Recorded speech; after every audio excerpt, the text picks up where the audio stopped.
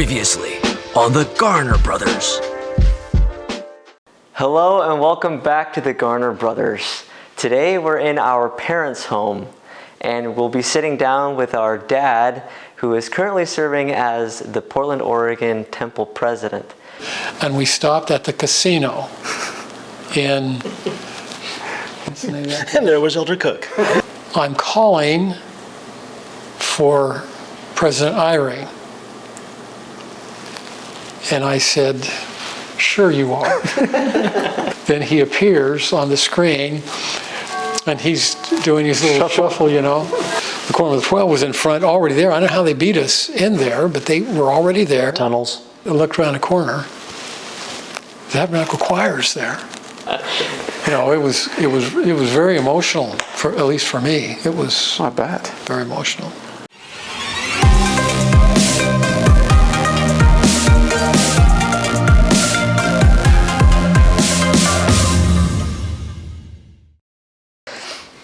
Before you became the temple president, you were serving in the temple as a sealer. What I don't want to say differences, but what have you learned since becoming the temple president? 10,000 things. Managing a temple. Well, first let me say this about the temple. The president of the church runs the temples. He's got his thumb on everything that happens there. The first week we were there, came in one morning and one of the secretaries came over and said, there's a problem with the phone system. We can't receive calls, or we can make outgoing calls, but we can't receive calls, or vice versa. And so I thought she was coming to me for help, you know. That happens at the QCI all the time. I said, well, call the phone company. And she says, oh no, you don't understand. Our phones don't go through the phone company. They go through Salt Lake. They control the phones in Salt Lake. The president of the church has those keys, and I told a group of ordinance workers after we'd been there for a month, I said, you know, you don't have to be a Rhodes Scholar to be the temple president. You just have to be obedient. That's all you've got to be, because it's all laid out. Everything is in that temple president's handbook about everything. It is just down to the most minute details as to how it's supposed to run.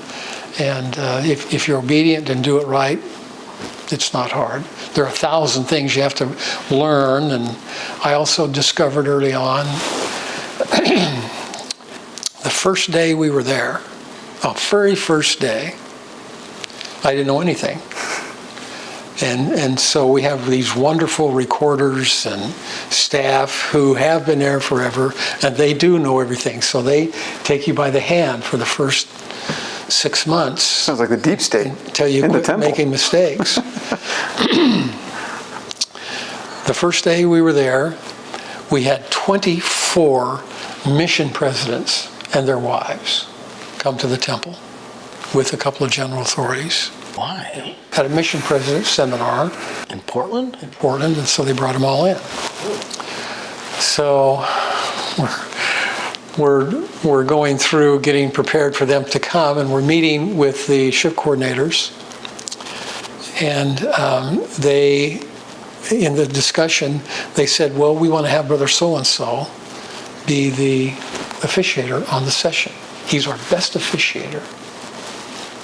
Well, I happen to know Brother So-and-so. He had been in our stake. And I knew him pretty well. But I never would have guessed. He was never a bishop or, you know, on a high council or any of those kind of things. But he was a nice guy, and I just knew him, and that was it. I didn't didn't have any overly bright impression of him. He's just a regular guy. And then I discovered that I didn't know some of the people I knew very well. I had misjudged them, that they were faithful, wonderful people with great testimonies of the gospel, serving in the temple for years. And I just didn't have an appreciation of them because I hadn't taken the time to know them better.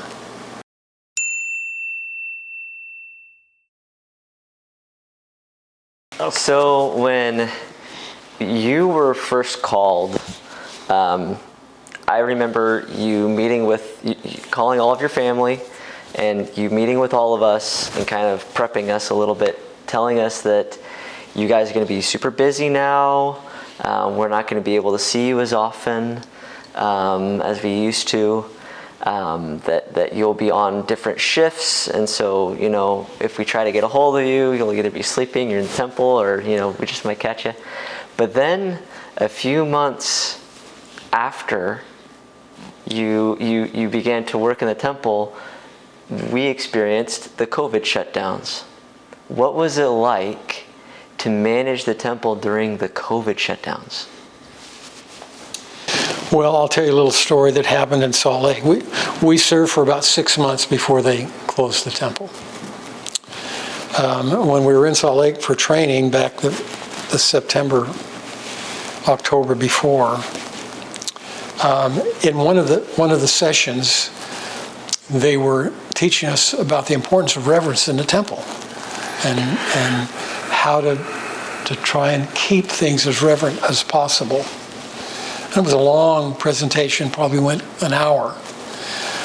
And at the end of the presentation, President Oakes stood up, and he didn't want to contradict anything that had been said, so he was kind of skirting around it a little bit. But he said, yeah, absolutely. The temples should be reverent. The house of the Lord should be reverent. He says, but remember, the most reverent temples in the church are empty temples. And we don't want empty temples. So 6 months later, we go into that temple and there's not a soul there. And it was reverent, but it was empty. So the purpose of the temple is not to see how quiet you can get it. The purpose of the temple is to be full of faithful saints.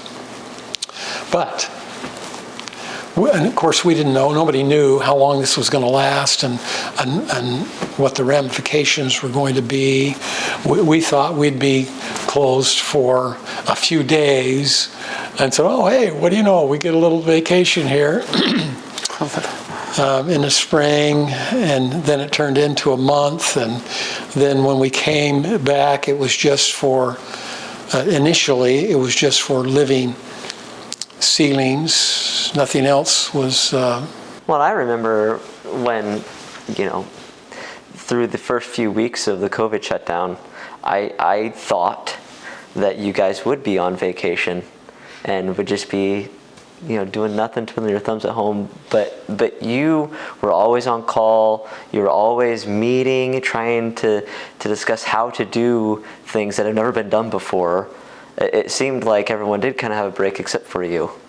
Well, we continued to have our meetings, and again, after that 1 month, when all the temples were closed, and we started back into doing some living ordinance work, somebody had to be there. You had to have a member of the presidency there. You had to have so many ordinance workers there, but they wanted as few as ordinance workers as possible to be in the temple. Of course, they're all masked up and had sanitizing machines everywhere to make sure, but we still had ordinance workers who died, not from contact in the temple, but But I had given the sealing authority from President Nelson to a man that was called to be a sealer, and he died before he ever had a chance to use it.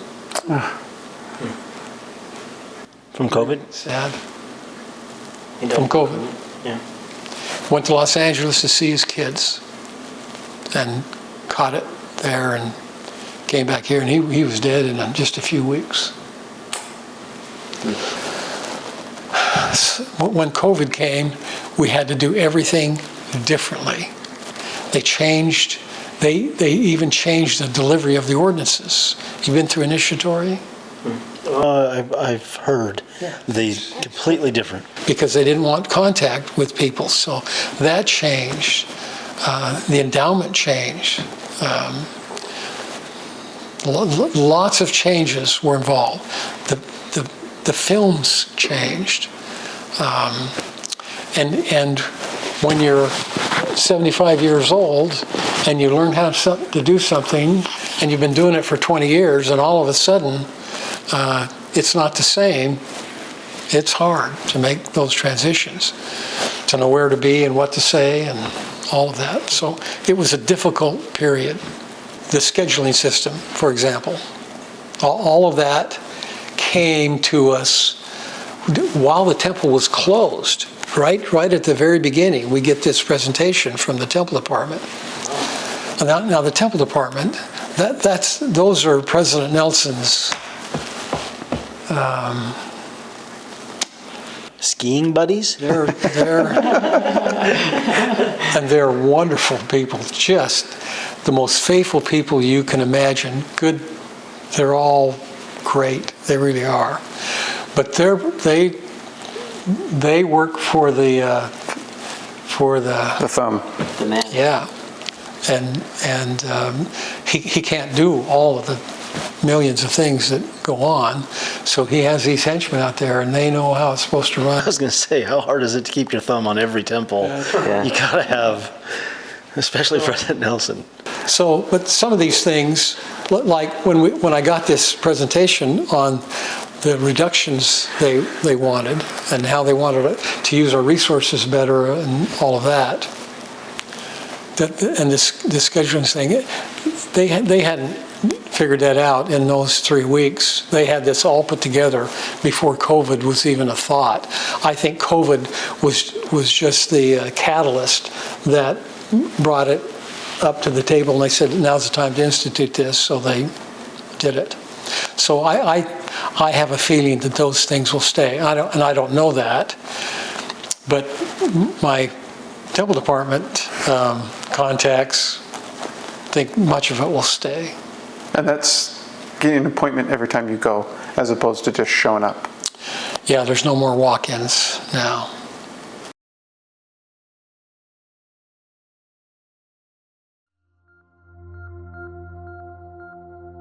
And what I say unto you, I say unto all, watch.